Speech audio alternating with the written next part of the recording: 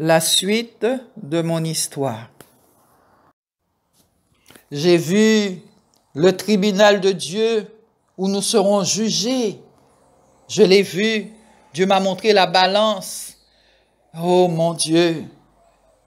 Et Dieu m'a dit, reçois la parole dans ton cœur. Et j'ai vu des paillettes d'or comme un jet d'eau tomber sur moi. Et c'était extraordinaire. Mais ce que j'ai vécu avec Dieu, et je ne vais jamais oublier, quand j'ai fini de prier le Seigneur, j'ai fini de louer le Seigneur, je me suis couché. Et lorsque je me suis couché, j'ai vu Jésus couché en face de moi dans mon lit. Il avait une tunique blanche et ses cheveux noirs. Et ses yeux étaient remplis de sang, des larmes de sang coulaient sous ses joues. Et il tremblait. Et ses cheveux étaient mouillés, humides, et il tremblait. Il faisait...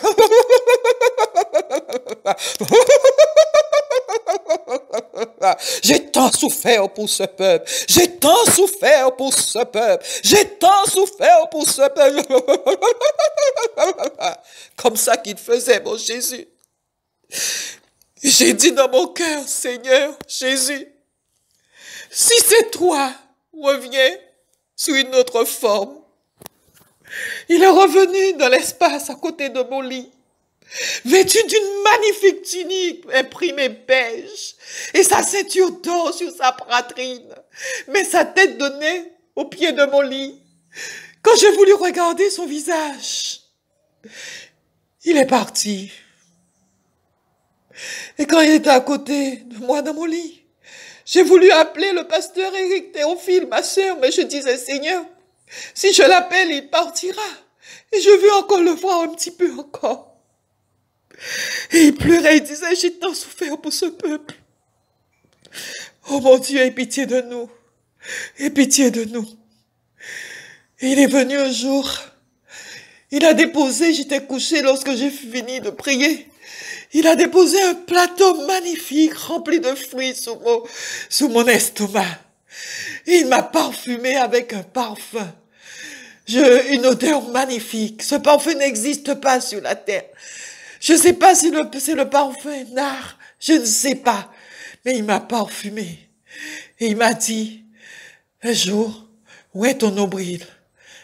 Et j'ai pris de l'huile, j'ai oué mon nombril et mon lit. Et une sœur m'a dit, mais c'est pour briser les liens. Je ne savais pas. Je ne savais pas. Et un jour, j'ai vu en vision la carte de la Guadeloupe descendre avec grâce, avec majesté et se poser sur un pot à fleurs. C'était des fleurs ordinaires, des fleurs séchées, et se poser sur les fleurs. Et j'ai vu mon Seigneur avec ses cheveux blancs comme de la neige. Son visage était magnifique. Et devant son visage, il y avait un léger nuage, parce que la Bible dit, tu ne peux voir Dieu et vivre. Il était magnifique, il était beau. Je l'ai vu en lyre de Judas, le rejeton de David. Oh mon Dieu. Il m'a bercé dans ses bras d'amour. Personne ne peut m'aimer autant que lui. Et il ne cesse de me dire, tu n'as que moi dans le ciel et sur la terre. Mes bien-aimés, je suis tombée malade suite à une opération que j'ai faite à Paris. Ils m'ont mis une sonde urinaire et cette sonde m'a donné un microbe à la vessie. Et je maigrissais, j'étais maigre, je faisais 48 kilos. Et je pensais que c'était dû au divorce, que j'étais malade. J'étais déprimée. Et j'allais prier. Quand j'ai mis ma ceinture, je me suis regardée dans le miroir, j'ai dit, Seigneur, je ne vais pas faire de trou dans ma ceinture. Que le pantalon tombe, à l'époque, je portais de pantalon. Mais Dieu m'a dit qu'il n'aime pas ça, je ne porte plus. Et j'ai dit, Seigneur, je ne fais plus de trou dans ma ceinture. Ma ceinture est arrivée à la moitié de ma taille, tellement que j'étais maigre. Et je suis tombée malade. On m'a emmenée en urgence à l'hôpital. Je me rappelle, j'étais couchée sous le banc des urgences. J'avais tellement froid. Ça faisait 14 jours, je faisais plus de 40 de fièvre. Et 13 jours que j'avais rien mangé. Et un homme est passé, un médecin, il m'a dit, il y avait plein de monde, mais cet homme s'est arrêté. Il m'a dit, qu'est-ce que vous avez? Ma belle-sœur était à côté de moi, parce que c'est elle qui m'a emmené aux urgences. Et j'ai dit, monsieur, j'ai très mal à la tête et j'ai froid. Il est reparti. Il a été l'ordi de venir me chercher. Mais moi, je dis, ce n'est pas un homme, c'est l'ange de Dieu.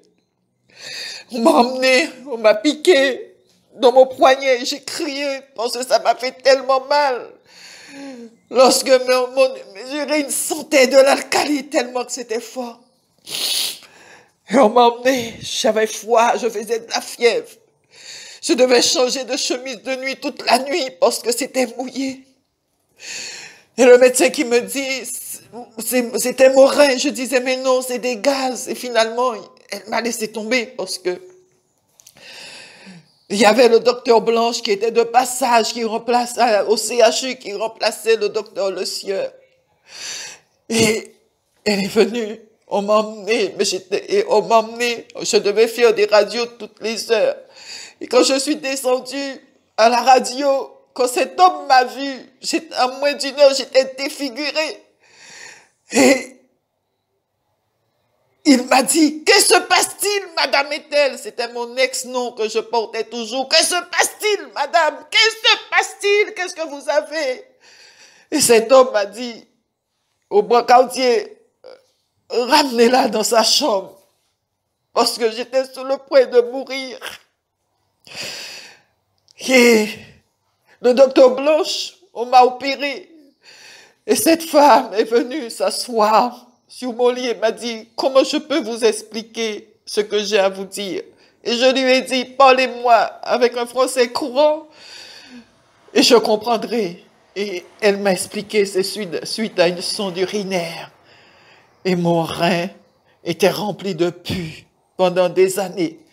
Je disais que j'avais mal à la tête, j'allais voir l'oculiste, on me donnait des lunettes. Un jour, je suis tombée.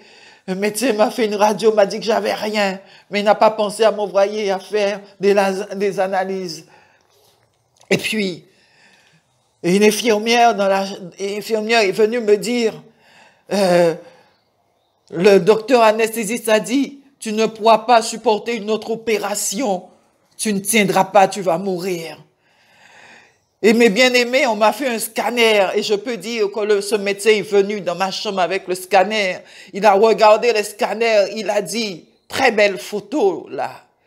Et il m'a dit, je vous opère demain. Mais le Seigneur avait déjà envoyé cette infirmière me parler. Et je lui ai dit, vous opérez qui là? Moi? Non, non, vous n'allez pas m'opérer, je rentre chez moi. Et il m'a dit, je vous donne pas plus de 48 heures pour revenir, pour retourner à l'hôpital. Et je lui ai dit, au nom de Jésus-Christ, je ne reviendrai pas à l'hôpital. Et j'ai appelé ma sœur et je lui ai dit, viens me chercher. Et quand tu viendras à l'hôpital, tu te tais, tu ne dis rien. Quand elle est arrivée dans ma chambre, elle a vu que j'avais une sonde à mon rein gauche. Elle m'a fait, comme ça que tu sors. Je lui ai dit, je ne t'ai pas dit de te taire. Et la surveillante est venue me dire, il faut signer, il faut faire une décharge. Je lui ai dit, écris la décharge, je vais signer.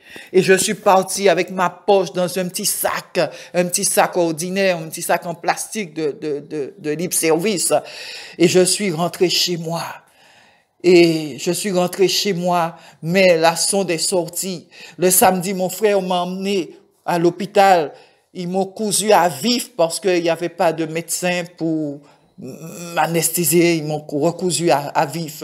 Mais je peux vous dire, quand je suis rentré chez moi, les anges de Dieu étaient autour de moi. Les médecins, je peux vous dire, il y a des anges médecins et infirmières qui prenaient ma tension, qui me visitaient. J'étais dans la chambre de ma fille, c'est où j'étais. Et mes bien-aimés, ils étaient au pied de mon lit, me regardant et prenant soin de moi. Alléluia. Alléluia. Quand je suis remonté à l'hôpital faire ma visite, les infirmières, les femmes de chambre, de salle me regardaient et me disaient, parce que quand je suis revenu, j'avais de la couleur, j'étais bien habillée, j'étais belle. Et on se disait, je leur ai dit, vous disiez quoi? J'avais un cancer ou le sida? Ils se sont mis à rire. Et Dieu m'a guéri. Mais Dieu aussi m'a guéri d'une hépatite C. Alléluia.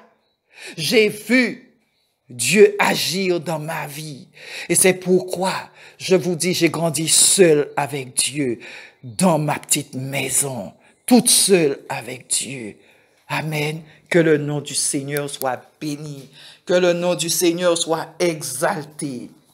Alléluia. Alléluia. Dieu a fait des choses pour moi magnifiques. J'ai vu Dieu remettre mon genou droit sans boiter, clac, clac. Quand je regardais mon genou, il l'a emboîté. Et il m'a fait une grande piqûre à ma cuisse droite. Et j'ai crié, aïe! Et le Seigneur joue avec moi. Il me parle. Il me dolote. Et il murmure à mes oreilles. Il me réveille pour prier. Mes bien-aimés, je connais qui est Dieu. Je suis rempli de défauts, mais il me connaît.